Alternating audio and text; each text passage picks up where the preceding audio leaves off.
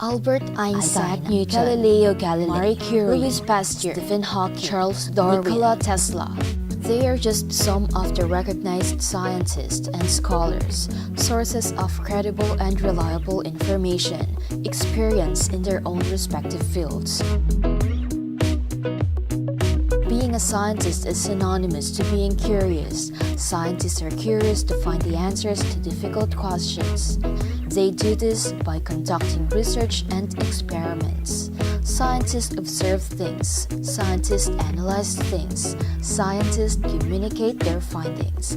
But while some scientists are effective in sharing their studies to the general public, many, unfortunately, are not.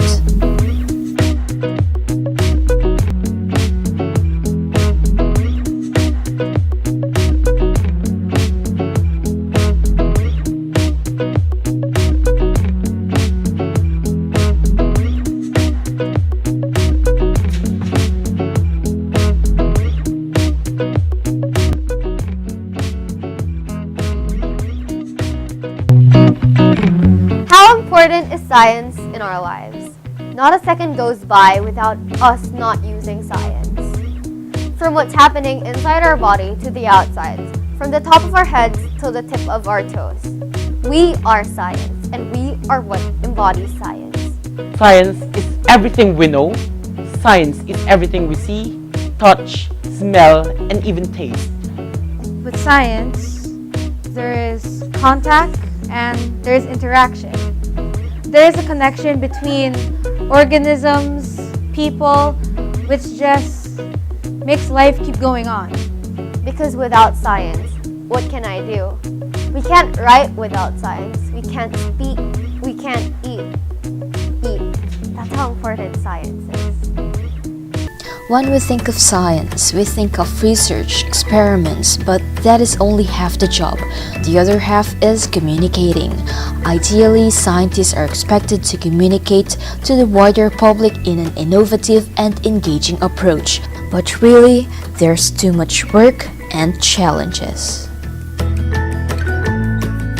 Communicating science, it's very fun learning activity kasi it's very fulfilling kapag sabi mo na maayos or na-explain mo ng maayos yung study process. But at the same time, it's very challenging. Bakit? Because we are receiving different kinds of seekers, starting from elementary, high school, college, and even professionals. So, magkakaroon ka mga iba't ibang visitors, magkakaiba rin yung level of understanding nila on how they will understand yung operations namin dito sa Twitter. So, for me, ang nasa-challenge talaga kung maybe is yung language. Ano yung mga pipiliin mong terminologies? As we all know, kung nandun tayo sa eskwela natin, lalo na pag nasa private ka, lagi naman, no, ang medium of explaining science is through English. And okay naman, naiintindihan naman natin, but para i-communicate mo yun sa mga normal na tao, mga taimings, mga stakeholders natin, mga tao sa community, mga tao, or yung mga batang maliliit na nasa campus, paano mo i-explain yun? Kasi the English language, diba parang ang hirap intindihan. And then second, the communities, yung audience natin. So, anong challenges namin? Ang mga communities kasi iba't ibang uri ng character. Hindi lahat sila talaga maintindihan ang mga terminologies natin dito. Kasi yung mga empleyado nga natin nahihirapan. What more by mga communities? So, sa community, what do we need to communicate with them is really, why do we exist? Because With the aim of addressing this gap, a new area under the field of development communication emerged: science communication. Science communication, as defined by Burns, is the use of appropriate skills, media, activities, and dialogue to produce awareness with the new aspects of science, effective responses to better appreciate science, interest to increase voluntary involvement to science, opinions to identify scientific-related attitudes, and general understanding of science. Science communicators help the public understand scientific innovations, concepts, and ideas in the hope of appreciating and utilizing knowledge in everyday life.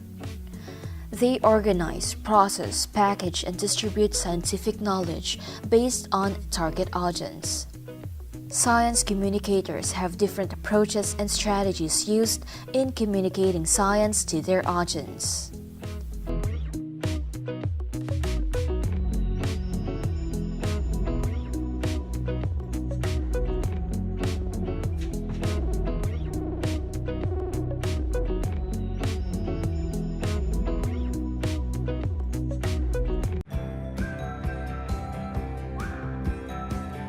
Issues and challenges on why science is not properly communicated. Reproducibility of science. Reproducibility refers to the ability of a researcher to duplicate the results of prior study using the same materials used by the original investigator. For example, the biotech company Amgen had a team of about 100 scientists trying to reproduce the findings of 53 landmark articles in the cancer research published by reputable laboratories, but only 6 of the 53 studies, or about 10%, were reproduced. Or simply put, only 6 of the 53 studies could be utilized for a reputable study for cure of cancer. Academia, unable to provide accurate findings. The academe itself sometimes builds walls instead of bridges.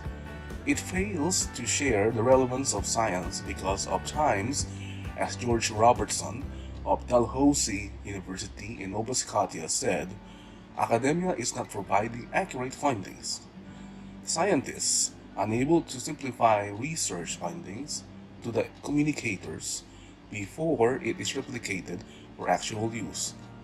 This is the case among many Filipino scientists, many of whom believe that they can simply share their findings to communicators who will then distribute it to the public. In the Philippines, low reproducibility may be due to scientists believe they have all information and they simply need to hand it over to the science communicators, who will give it to the people. Limited resources also hinder the flourishing of science in the country. It has fostered low-intensity research and development, even in the Department of Science and Technology, or DOST.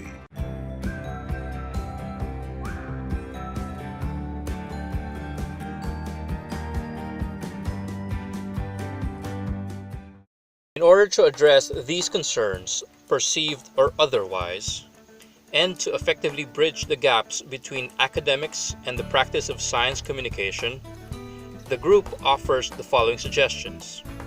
First, we see the need to strengthen the capacity of the academe to generate and share knowledge.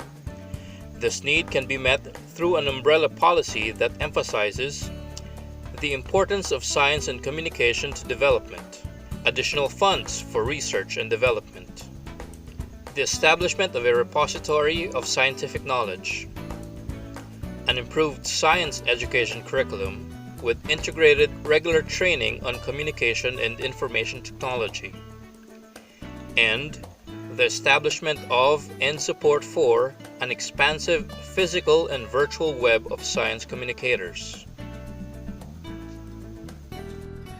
Second, we see the need to raise everyone's appreciation of science and their awareness and ability to apply scientific knowledge to improve their quality of life. The group respectfully suggests the following actions in order to meet this need. Review and adjust basic and higher education standards in order to ingrain critical thinking that may jumpstart a culture of science. Create an environment that is conducive to fostering a culture of science by engaging people in a myriad of activities that promote appreciation and sharing of scientific knowledge. Encourage transparency and openness, and public discussions on scientific issues, especially those that impact daily life and development. Third, the group believes that science communication professionals and the media, both traditional and new, can benefit much from additional training to effectively communicate science to their audiences. National government agencies like the DOST, through Pag-asa and FIVOX, already train journalists in covering weather-related stories or those that deal with seismic or volcanic activity. Another suggestion of the group is the establishment of clearing offices that can help journalists interpret scientific data, translate or eliminate technical jargon, and screen information on emerging scientific knowledge, innovations, and/or technologies. And finally, the group suggests that the academe, science communication professionals, and public groups come together to form pockets of science communities to to share, use, and innovate scientific knowledge. They can be effective in crafting messages tailored to cater to various publics and utilize ICT such as mobile apps and social media platforms to deliver the same.